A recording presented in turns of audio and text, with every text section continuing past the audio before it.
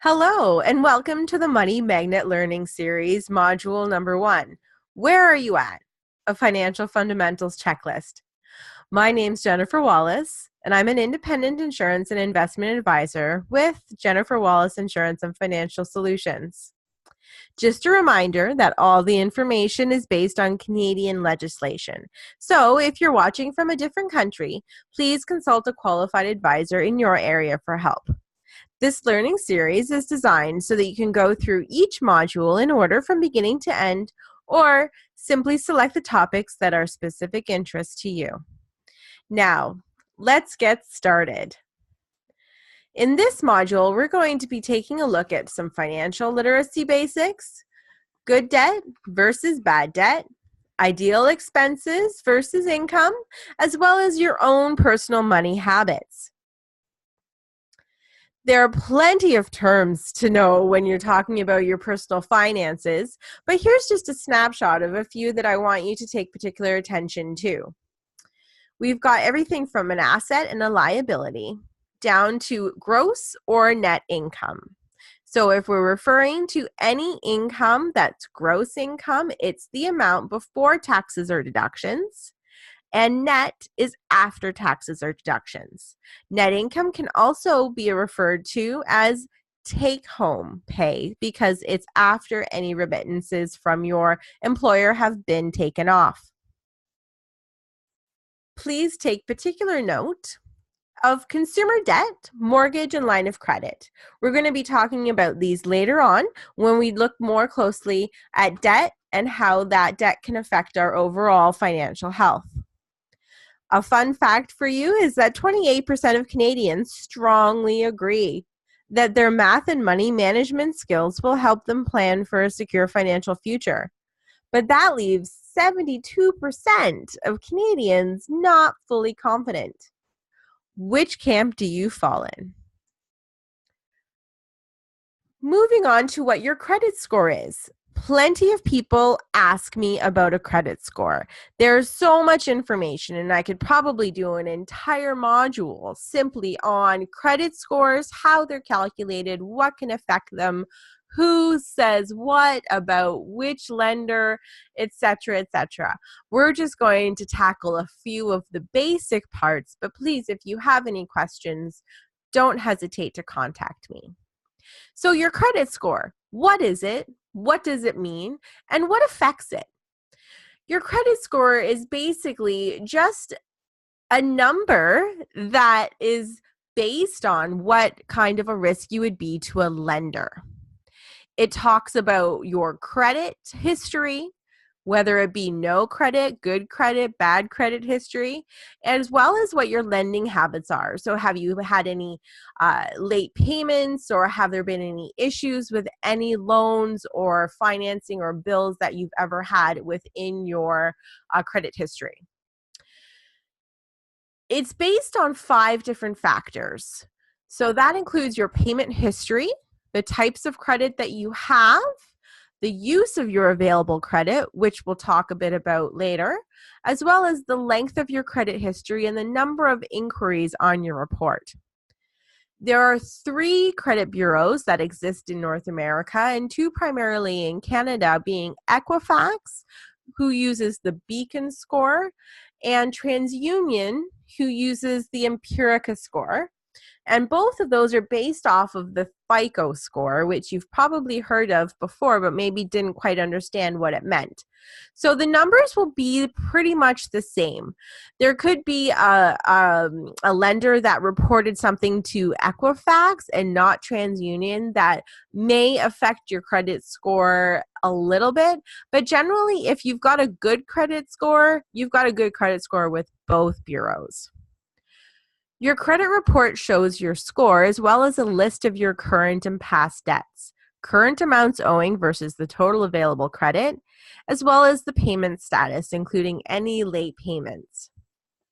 It's important, and I advise everyone to check your credit report at least once a year, because now that we're in such a high-tech environment, it's easy for there to be identity theft or errors. As well, sometimes a lender will just not take a settled debt off of your credit report. So you want to know in advance that that has to be rectified before you're trying to actually get any new credit. Different lenders, depending on the credit product that you're applying for, will have different criteria. So don't think that just because you have a 720 of a credit score that you'll definitely be approved. They'll look at other things beyond just your credit score, but know that that number also has a very big influence over whether they're going to lend to you, what interest rate you're going to be getting that loaned amount, as well as the terms that they might offer you. In case you're wondering where you fall, 650 is the average credit score in Canada according to TransUnion. So your score can range from anywhere between 300 and 900, 700 to 749 being a good score. Anything above 750 is pretty exceptional.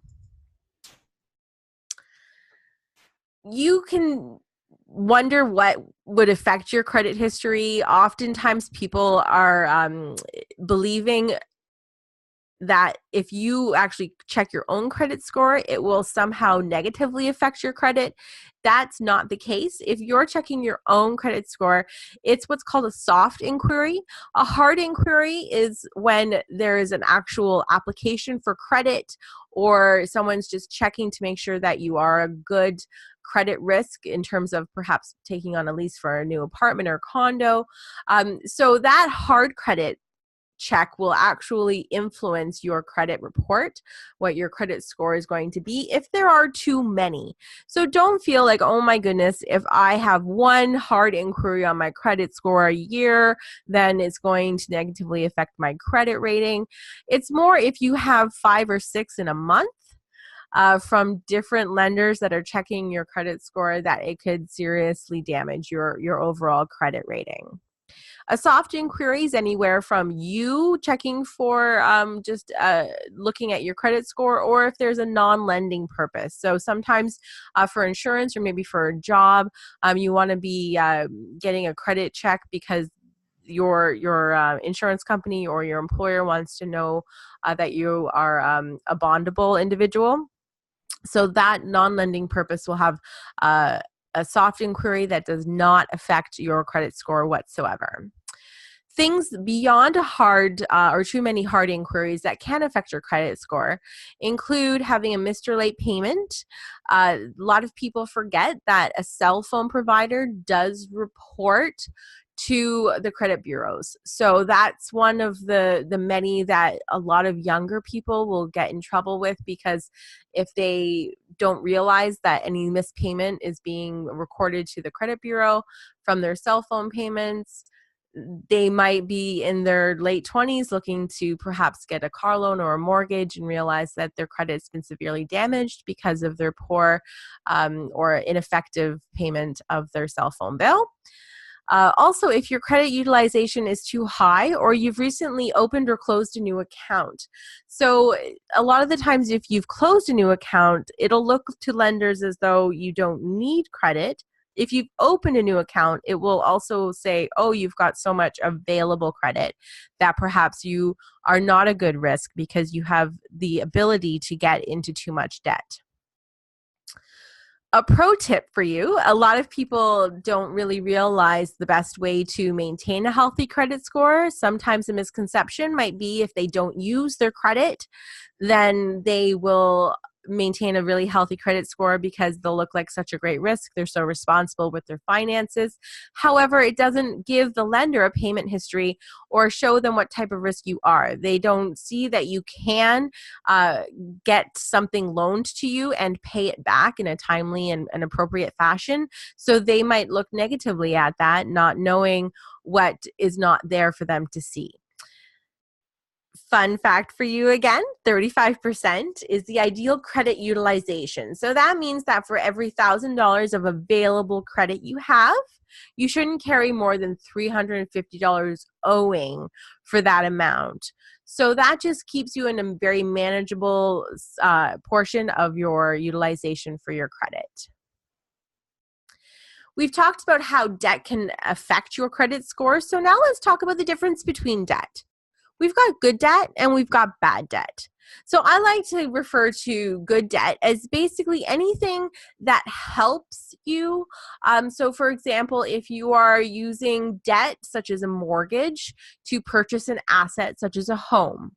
So ultimately that's good debt because it's tied and collateralized, to an asset. So it is helpful for your overall net worth. It actually increases it, even though it is a liability, because it has an offsetting asset to it. Also, I like to include education funding. So if you've taken a loan for your education so that you are greater educated to be able to get a great job and earn a higher income, overall, I would put that in the good debt camp. Remember, good debt usually looks like a lower interest rate, and it's often collateralized to an asset, such as a car or a house or a boat or something like that, and can be amortized, so spread out over a longer period of time, which makes it a much more manageable payment structure. Bad debt is all of the things that we use almost every day. So that's credit card debt. That's your line of credit, perhaps. And it's basically the debt that's incurred to produce or purchase, consumer goods.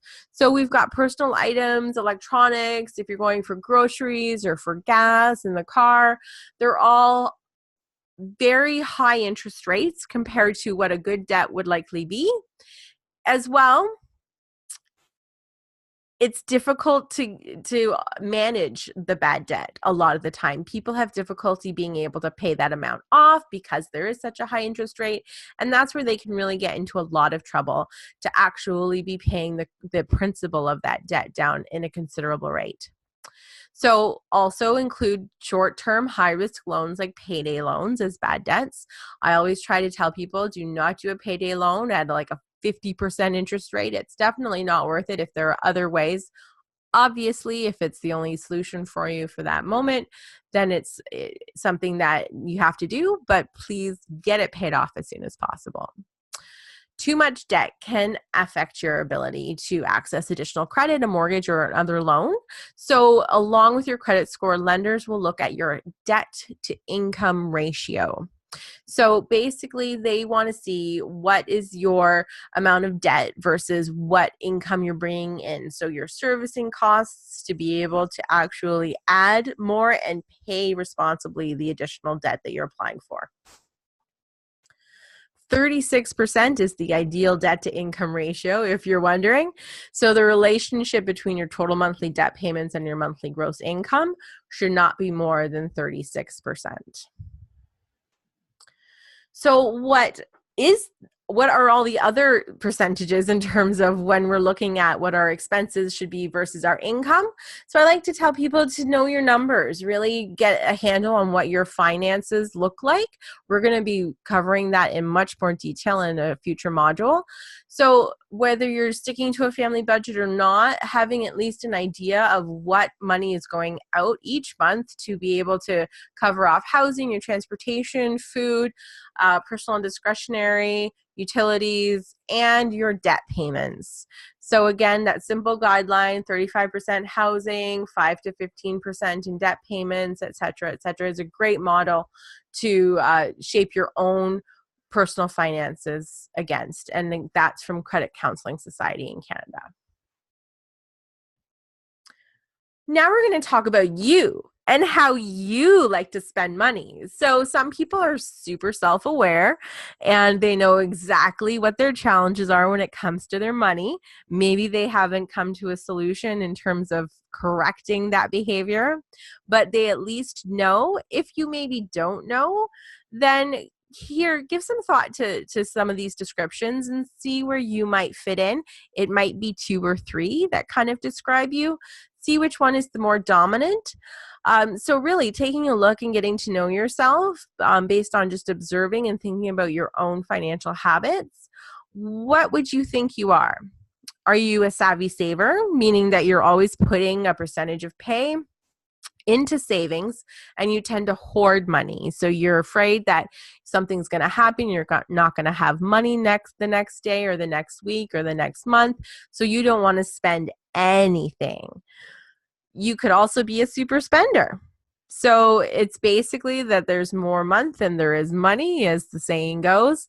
You find yourself unable to keep track of where your dollars go to at the end of the month. You're not sure why. You don't have enough money to pay the rest of your bills. You find that, shopping and giving gifts to people and blowing your budget, it makes you feel good. So there's an emotional tie to your spending as well. You might also be a deal finder. So the deal finder has a little connection to a super spender because they like to shop, but they will not pay full price for anything if they can help it. So they're ones who are looking for a deal all the time, but when they find a really great deal, they tend to spend more money than they would normally because it is such a great deal, and they squirrel it away just in case. So a deal finder, you might think, oh, it's great that they're finding things on sale and being really thrifty with their money, but they end up spending more, which can negatively affect their cash flow. When they're looking at their monthly budget, if they're spending twice as much on groceries than they should be because they're buying twice as much food or 3 times as much food on sale, it might then make them not able to pay other bills, which will then incur penalties and interest. And overall, they're not going to be eating 3 months worth of food in that 1 month. So it can really play a hindrance on what their actual cash flow management looks like. So it's actually a negative thing to be a deal finder, to that extreme at least. You could be a cash flow coaster. So that's basically a roller coaster. You're feast or famine. This is something that we see a lot with people who are self-employed or commission-based employees, or people that are freelance and are going from job to job or project to project. Cash flow management and budgeting is challenging for them because they have a variable income. So a challenge for them is to be able to either find a steadier source of income, or to really get to know the ebbs and flows of what their overall year of income looks like and be able to plan well in advance so that they're not caught short. A money attractor is someone who, I wish we all could be like this, just finds money when you need it. You feel like if that new car is something you really want, you'll just find the money to be able to afford it. Or if you want to go on that shopping spree or that vacation, the money just somehow falls into your lap, just magically appears, whether it be a windfall or a raise in your income or anything like that. Those are people that vibrate naturally at a high frequency, and money comes to them as a result of that. However, sometimes being a money attractor doesn't necessarily set you up for the best personal financial health. And I'll tell you why. Because if you're a money attractor and you get money coming to you whenever you need it, there isn't planning involved in that, really, right? So if you're thinking, I want to go on a vacation, and suddenly money lands in your lap to go on that vacation, yes, that's great. You're not having to incur debt, but you're still not really planning for the future. You're not really going to be sitting there as a money attractor saying, wow, I'd really love to be able to put $10,000 away in a tax-free savings account. That money's not going to fall in your lap because it's not something that you really want, and you're not going to be thinking about it the same way as you would that vacation. So sometimes that money attractor can almost feel like a cash flow coaster or a super spender rather than a savvy saver, because they're not actually able to save any of the money that they're attracting. They're just putting it all out thinking that it's never going to stop because that's the history that they have with money. The polar opposite to that is the money avoider. So that's someone who is the ostrich. They're putting their head in the sand. They're not opening their bills. They're avoiding anything to do with their bank account. That can just wreak havoc on the finances because you have no idea if things are clearing your bank properly. You're hoping and praying that any deposits are coming in properly. You're totally avoiding everything to do with your money. And it actually is causing a lot of stress for you because you have no idea what's really going on. And all it is a lack of wanting to take a look at it. It's not that it doesn't have to be scary. It doesn't have to be a negative thing. You might be tracking your finances and see that, wow, you're in a really great position. But odds are, if you became a money avoider, it was because you had a poor financial position at the time and you were embarrassed and stressed by looking at that. So we're going to help you stop that. We're going to help every single personality on that list there become their best financial self, regardless of how their habits currently are. So don't worry if you feel that you're a super spender or if you're a cash flow coaster. We'll get you on the right track and moving forward. Christmas is always a great time that people blow their budget, and it's something that I struggle with so many of my clients coming to the Christmas season. They like to spend, they like to entertain, they like to be out a whole lot more, myself included. So $675 is the national average spend for the 2018 Christmas season, according to a survey by the Retail Council of Canada. And that includes everything from gifts and travel to food and entertainment. So that's $675 per person. So think about what your Christmas spending is. And if you're the one who's buying all the gifts for the entire family, then split that between you and if you have a spouse, or however many incomes are coming into your house, then split that amongst them. So you might be at $2,000 for your entire Christmas because you're the person doing all the shopping. So be realistic in that if you're looking at that, and compare yourself to see where you are in comparison with everyone else in Canada or the average of people in Canada. So the next steps for you, you'll see that there's a fundamentals workbook. So that's a great tool for you to take a look at, review again some of the key financial literacy terms, as well moving on to module 2. So module 2 will be jam-packed with great goodness for you. Really take a look at what your spending habits have been before moving on to module 2. Think about the psychology that you've had around money. Think about whether you live your mindset in a lack or an abundance state. And think about how you were taught by your parents or your family about money and what the conversation was around your kitchen table growing up when it came to money. That'll help you to explore moving forward. And we'll just continue to unwrap that. If you have any questions at all, please don't hesitate to contact me at wallace-solutions.com, by email at jen with 2 N's at wallace-solutions.com.